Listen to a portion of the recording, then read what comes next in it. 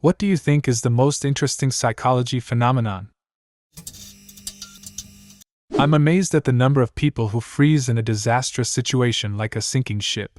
People who survive tragedies like that always report that there's not nearly the amount of panic and confusion that you'd expect. A lot of people freeze in place and simply can't move, even as the water is rising around them. Families have been split up in situations like this, where two of them can move, but the other three can't. Yep, the freeze reaction doesn't get the attention it deserves, and it's something that's actually really important for us to understand. Freezing is part of the same process that triggers the fight-flight response, and usually occurs when people can't do anything to actively exit or combat what's causing them stress. Freezing is a really old response evolutionally speaking, and is something of a last-ditch way the body tries to save itself. As a result, people tend to go into fight-flight first, and then eventually freeze if they still can't control the stress they're experiencing. On the practical side, this has some hugely important implications for helping people in distress. If someone who is panicking suddenly becomes much less responsive or almost catatonic, they're not okay.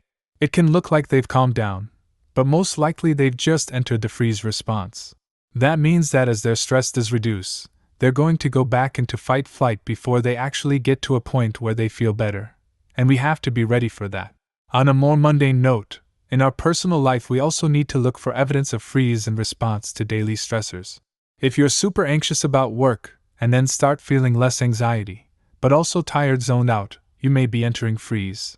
People mistake this for merely being worn out, when in reality their body is struggling to manage chronic stress. We tend to hate people that have the same flaws and make the same mistakes as we do. When I drive, I hate cyclists. When I'm on my bike, I hate drivers. I hate both all the time. False memories. How you can implant false memories in someone over time, and they believe they are real and their reactions are based on their own reality. My own personal experience with this. When I was 9 years old, I was hospitalized with severe asthma that nearly killed. Blood oxygen level was 62. The entire hospital stay was such a blur because my brain was not functioning properly.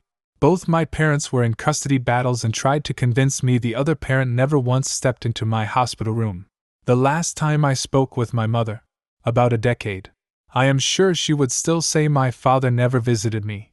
Luckily my grandma, the voice of reason and sanity in my childhood, simply said to me, "They both visited you, they are both telling you lies." This is actually a real problem when trying to solve bad traffic accidents. When people are in shock, even the questions by the police can make them think that something happened. That's why eyewitness testimony is unreliable unless there are 2 or more corroborating witnesses. If you get yourself to be really happy and excited to see other people, they will react the same to you. It doesn't always happen the first time, but it will definitely happen next time. Time and again, this has always worked fine for me. How do you do that? Just act like a dog. Dogs are always excited to see people. So wag my butt and lick their face? If that doesn't work, try wagging your face and lick their butt. Prospect theory, the idea that people perceive gain and loss unequally, where a loss has about twice as much impact on a person as a gain of same amount. People will take unnecessary risks to avoid loss. How laughter affects people. Laughter is basically the yin to stress is yang, which inspires me to make people laugh when I can, as I don't know what they're going through. Laughter increases things like dopamine, and can even help soothe physical pain sometimes. The amount that the words we use and think in changes how we act. People who speak Spanish are less likely to blame someone for dropping something, because the language is, "the thing was dropped," rather than, "you dropped the thing." Australian Aborigines have no words for left, right, etc. Instead, they use north, east, south, and west. As a result, they almost always know what direction they are facing, even inside buildings with no exterior view. Deaf children in Africa using a made-up sign language had not developed signs for describing positioning, under, over, to the right of, etc., and when tested, they could not find a hidden object, even when they watched it be hidden. They couldn't tell themselves in their own minds where to look for it, and so they couldn't find it. One of the scariest things about the book 1984 is the realization that controlling language can control thoughts. If you take away words that help people visualize things you don't want them to know, those ideas fade from possibility.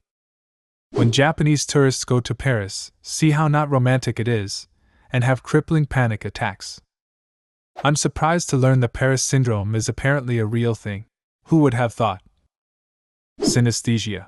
This happens when you experience one sensory stimulus and it triggers another. For example, you hear a splash and think of the color blue. I get this quite vividly with tastes. If I see a plastic fork, I always taste ketchup for some reason. The monkey sphere.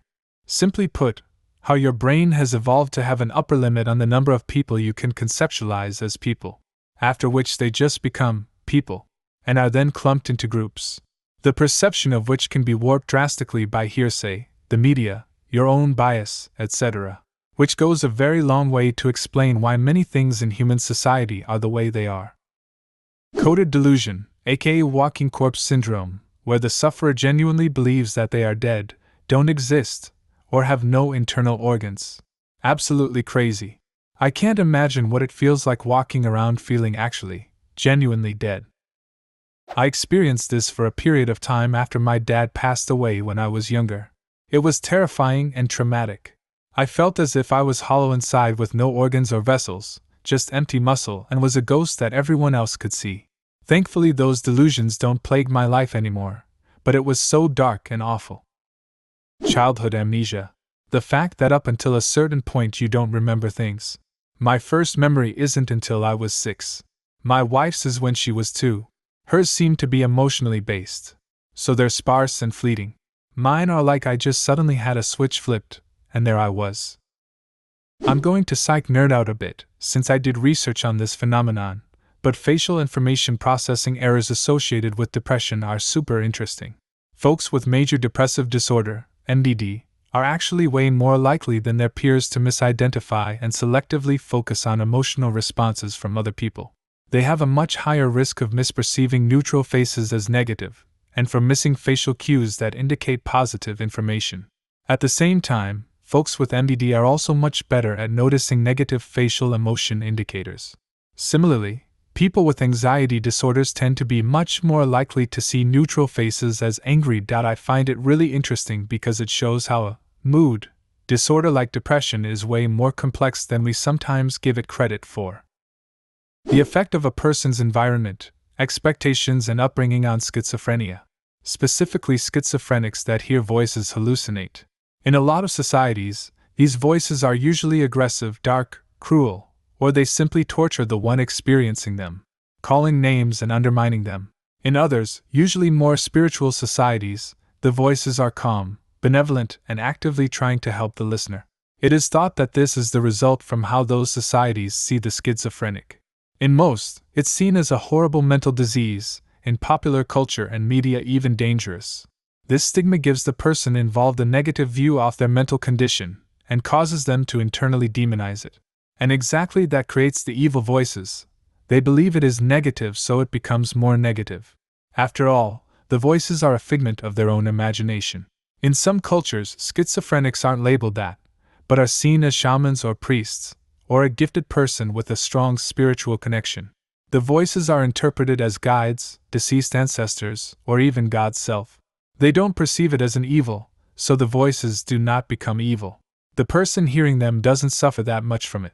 Of course, feeling a sense of grandeur because of your mental state is also not a healthy thing, but for the one involved it is a better alternative than being tortured by voices, telling you you're trash or that you should do horrible things, or just screaming, making noise.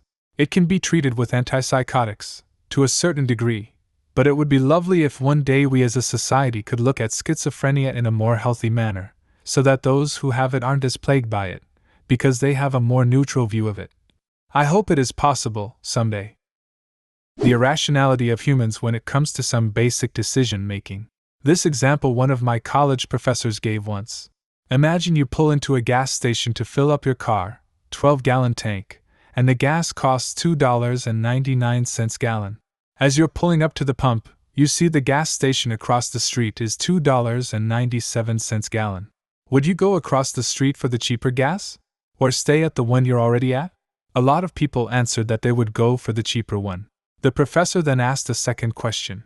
Imagine instead of a cheaper gas station across the street, Someone tells you that there is 25 cents on the ground across the street. Would you go pick it up? No one in the class said they would go pick it up. The professor then pointed out that by crossing the street for the cheaper gas, you would be saving yourself a total of 24 cents, and many people said they would do it, but the prospect of gaining 25 cents wasn't worth it to cross the street. The only difference is in the way you think about it. Planning fallacy. We always believe that things will take less time than they do, even when we've done this activity before. It's very strange to me. I find the call of the void an interesting phenomenon. It's that feeling you get when you stand on a high place and subconsciously think, I could totally jump off right now, but you don't really want to and you don't actually jump. I experienced this multiple times on my most recent trip to Europe. What is the most interesting psychology phenomenon? Leave a comment and subscribe to the channel if you want to see more videos like this one.